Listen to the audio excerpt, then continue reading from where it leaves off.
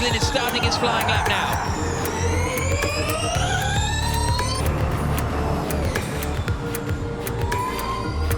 There is Evans then in that Jaguar. All 5 lights are on, and we go green in New York City. Battle between Mitch Evans and Lucas Di Grassi for 2nd position in the championship. This battle has been brewing for a good 10 or 15 minutes now. Di Grassi's up the inside. Di Grassi's in the wall. Evans is in the wall.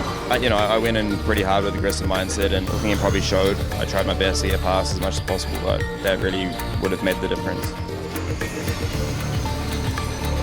We did our best, and honestly, I think the speed of the car is quite painful actually, because it doesn't make it any easier knowing that we had a very fast car today, and unfortunately we didn't get to show it.